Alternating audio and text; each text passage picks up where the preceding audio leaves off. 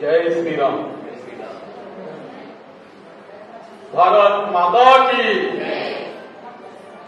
ఈనాటి అంతర్జాతీయ మహిళా దినోత్సవ కార్యక్రమాన్ని చక్కగా ఏర్పాటు చేసినటువంటి మాన్యులు విశ్వ హిందూ ధర్మ పరిరక్షణ రామసేన అధ్యక్షులు, భారతీయ జనతా పార్టీ నాయకులు, మా ప్రియతమ నాయకులు జననేత కంబాల శ్రీనివాసరావు గారికి, ఈ కార్యక్రమానికి ముఖ్య అతిథులుగా విచ్చేసినటువంటి ఎంపీపీ అధ్యక్షులు సుంకర శ్రీవల్లి వీరబాబు గారికి, అలాగే జడ్పీటీసీ సభ్యులు శ్రీమతి దాసరి శ్రీరంగ ప్రసాద్ గారి రమేష్ గారికి, అలాగే మా ప్రీతమ నాయకులు వర్షాల ప్రసాద్ గారికి, వత్తుల నానాజీ గారికి, వేదిక మీద ఆశీర్వదించినటువంటి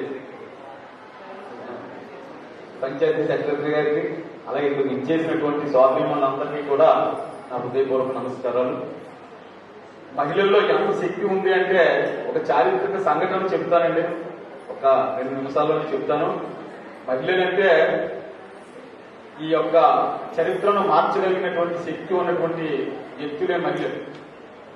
పూర్వం 500 సంవత్సరాల క్రితం ఈ దేశాన్ని మొగలాయులు పరిపాలించారండి. ఆ రోజుల్లో వాళ్ళు ఎంత దుర్మార్గంగా పరిపాలించారో ఈ సినిమా చూస్తే తెలుస్తుంది. అంత అణచివేత, అంత క్రూరం, అంత హింసతోటి వాళ్ళు పరిపాలన చేసినటువంటి రోజుల్లో ఒక అమ్మాయి ఉండేది. ఆ అమ్మాయికి 10 సంవత్సరాలు. ఆ అమ్మాయి తండ్రి మొగలాయుల దగ్గర ఒక ఉద్యోగం చేస్తూ ఉండేవాడు.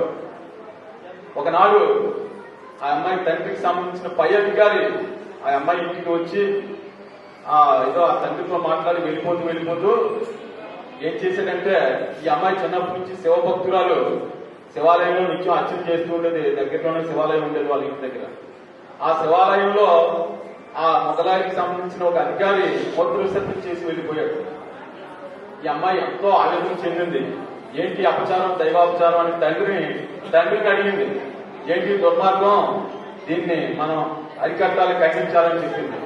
అమ్మా, మనం ఏం చెయ్యలేము, ఇది మనం వాళ్ళ చేతుల్లో ఉన్న, మన దేశం అధికారం వాళ్ళ చేతిలో ఉందని చెప్పేసి నిస్సహాయత వ్యక్తం చేశాడు ఆ తండ్రి.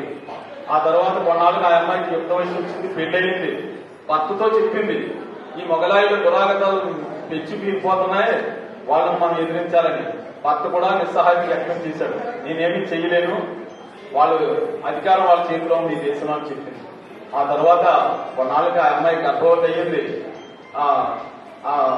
ఆ తల్లి గర్భవతిగా ఉండగానే రామాయణ, భారత, భాగవతాది ఇతిహాసాలన్నీ ఉపాసన పట్టింది. ఆ పిల్లవాడికి గర్భంలోనే ఉండగానే సనాతన ధర్మం వంట పట్టేలా చేసింది. ఉగ్గుపాలతోటే ఈ యొక్క ఇతిహాసాలన్నీ నేర్పించింది. ఆ తర్వాత 20 ఏళ్ల వయసు వచ్చేటప్పటికి ఆ అబ్బాయిని ఒక వీరుడిగా కర్రసాము, కత్తి యుద్ధము అన్ని నేర్పించింది. అదేవిధంగా ఈ వేదాంగాలు, ఈ వేద విజ్ఞానం అంతా నేర్పించింది సమర్థ రామదాస్ స్వామి దగ్గర. ఆ తర్వాత ఆయన ఒక నాయకుడై సైన్యాన్ని కూడగట్టుకుని ఆ మొఘల్ సామ్రాజ్యాన్ని అంతం చేసి హిందూ సామ్రాజ్యాన్ని ఏర్పాటు చేశాడు. ఆ అమ్మాయి అంటే ఆమె వీరమాత జిజియాబాయి, ఆ వీర పుత్రుడే ఛత్రపతి శివాజీ మహారాజు. అంటే ఈ దేశం యొక్క చరిత్రను మార్చేసింది ఒక్క స్త్రీకి అంత శక్తి ఉందమ్మా. అటువంటి మాతృమూర్తులు ఇవాళ ఇక్కడ ఇంతమంది రావడం, మరి మిమ్మల్ని అందరినీ కూడా ప్రోత్సహించడానికి శ్రీనివాసరావు గారు అనేక కార్యక్రమాలు చేస్తున్నారు.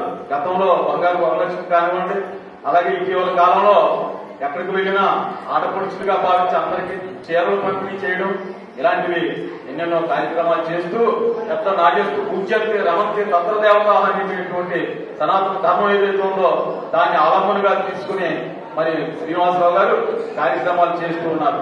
అంచేత చివరిగా ఈ దేశంలో ఎటువంటి సాధ్యమ తల్లులు పుట్టారో ఒక పద్యాన్ని చెప్పి నేను ముగిస్తాను. ఈ దేశం పేరు చెప్తే ప్రపంచ దేశాలన్నీ చేతులెత్తి నమస్కరించేటటువంటి సాధ్యమ తల్లులు పుట్టారండి ఈ దేశంలో. ఎటువంటి వాళ్ళు పుట్టారో ఒక పద్యంలో చెప్పి నేను ముగిస్తాను. హరిహర బ్రహ్మలను పురిటి